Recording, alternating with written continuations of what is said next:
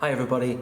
At our APCM last week, I shared a few thoughts on how we might be able to move forward as a church in this next chapter of our vision, in this next chapter of our church life. And a number of people found that helpful and thought that I should share that more widely. And so hence I've made a little video to try and summarize something of what we discussed at our APCM. As we seek to recover our vision as a church, I started off by giving a couple of clarifications. First of all, I want to clarify that as we seek to recover our vision, we are not seeking to recover the way things used to be. We can't expect things to go back to normal, whatever that might be. The world has changed, our parish has changed, we have changed. We've lost people and things that we'll never get back, and we've gained people and things that open up exciting new possibilities. And so things as we move forward cannot be the same. So I want to encourage us not to ask when will such and such be restarting, but to ask questions like, well, should such and such restart?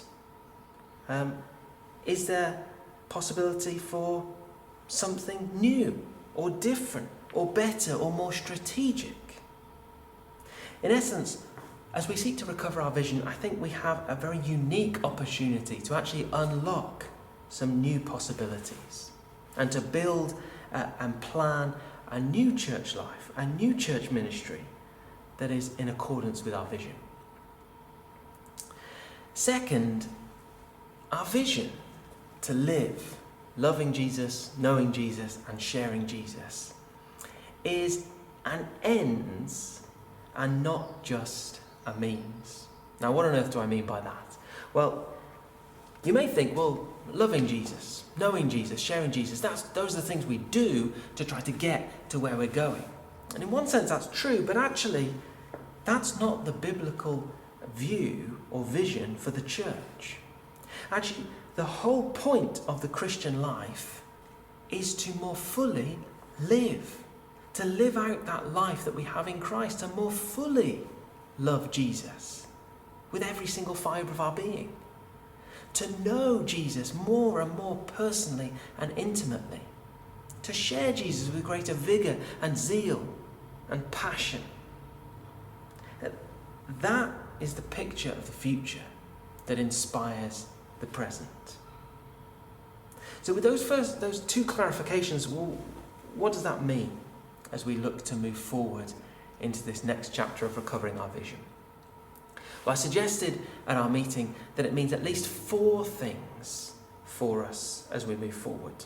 And I've taken them from John 15, but the language and the terminology, a lot of it is actually taken directly from a guy called Pete Scazzera. And so here's the first point. Actually, I'll give the 4 points and then I'll go through them one by one very quickly.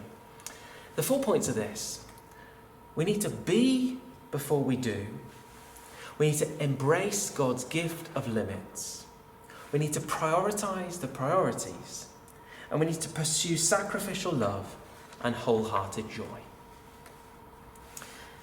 Firstly, we need to be before we do. Jesus said, "Remain in me as I also remain in you. No branch can bear fruit by itself. It must remain in the vine. Neither can you bear fruit unless you remain in me." Jesus is saying there that unless we belong to him, unless we're united to him, unless we are being in him, we cannot bear fruit. We cannot do anything. So he says that before we can do anything for him, we must first be in him. We cannot give what we do not first possess, which means that the state that we give is the state that we possess, that we are. And so we must first receive blessing and life and grace from Jesus before we can then give those things to other people. Now, during lockdown, I think a lot of people in our church have rediscovered the priority of prayer, the priority of communion and relationship with God, of investing really and celebrating and enjoying that being in Christ. People have rebalanced their life so that actually we're getting more from God than we are doing for him. More from God, rather, than we are doing for God. And so I think that if we're going to move forward in mission, we need to have a rhythm of church life that means that we're serving from fullness rather than emptiness. That our doing does not exceed our being. That's the first point. Second one leads very much naturally from it. We need to embrace God's gift of limits. Now in John 15, Jesus doesn't start with what we're going to do for him. He starts actually with himself and with God the Father. He says this, "I am the true vine, and my Father is the gardener." It's a good reminder that actually it's God who is primary. It's God who is the unlimited source and energy for mission, not us. We're the branches, he's the vine. We are limited, he is unlimited. I've already previously noted my observation that actually I think before lockdown came, there was a lot of doing going on at St. John's, a lot of busyness, which is great, but there was also a lot of exhausted people and possibly burned out people. I think we have a new possibility here to embrace God's gift of limits. To remember that actually he's the one that's unlimited, not us. And that can set us free, I think, to work to our capacity, not to other people's needs. It means that we can use our energy and our resources strategically and sustainably, because the fate of the world and the fate of our parish and the fate of our church doesn't ultimately depend on us, but on our unlimited and mighty God. And that brings on to the third point. Prioritize the priorities. Jesus has commissioned his followers, his disciples, for a very particular task and mission. He said this in John 15, "You did not choose me, but I chose you and appointed you so that you might go and bear fruit that will last." Now elsewhere, Jesus describes that fruit as making mature disciples, as helping people to live, loving Jesus, knowing Jesus, and sharing Jesus. Now that means that while there's lots and lots of good things that a church could do, there are a few things that a church must do, that we must prioritize. If the church doesn't love Jesus, or know Jesus, or share Jesus, then no one else in our community will. And so those need to be our priorities. And that really sets us free to prioritize those priorities, and perhaps to put down other good things, and they are good things, in order to do those more central things better. And that will mean that we need to work together according to our vision priorities that we've previously discerned and articulated together. Those priorities of offering a varied, accessible and contemporary pattern of worship, including an all-age service on a Sunday afternoon. Our priority of growing mature disciples by developing a more intentional and strategic discipleship process. Our priority of reaching the unreached peoples of our parish and the world with the good news of Jesus. And our priority of seeing an increased number of young families who have a vibrant, committed Christian faith. Prioritize the priorities. Fourthly and finally, how are we going to do that?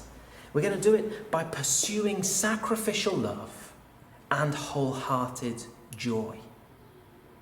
I find it very interesting that in John 15, Jesus combines those two things. He combines exuberant, abundant joy with sacrificial, self-giving love.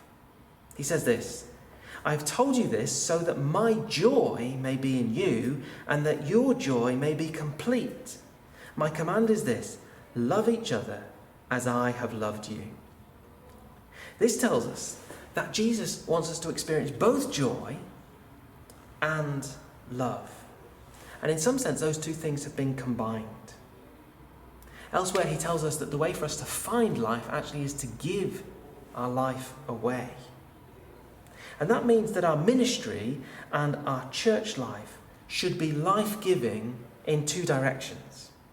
As we give our life away in sacrificial love, we should actually receive life as we experience joy and fullness and purpose and satisfaction.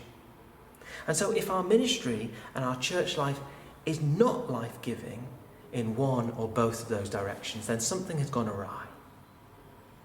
So where does that leave us?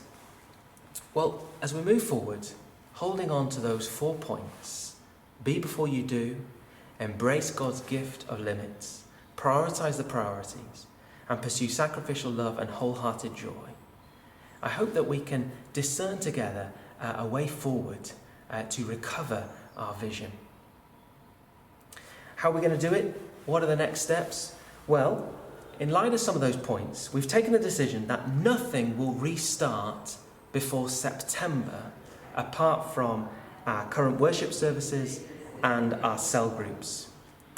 We will take the spring and the summer to regather, to reflect, to reimagine, and to rebuild. And then I hope that we'll be having some informal discussions together, reflecting on some of these things that we've learned, reflecting on some of these things that God is teaching us at the moment, and then move forward into some more formal discussions. Those people who have particular interest or involvement in specific areas of ministry.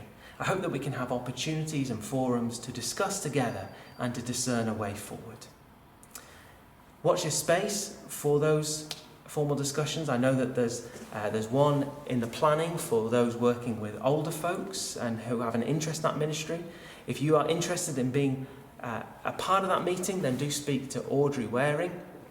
It's just great opportunities to think outside the box and to embrace some of these points that we've covered and reimagine a new future for St. John's. So I hope that's helpful and inspiring. I would love for you to come back to me on any of this and to keep the conversation going amongst ourselves. But I hope that helps those who weren't at the APCM, or maybe those who were, to give a bit of a summary of what happens.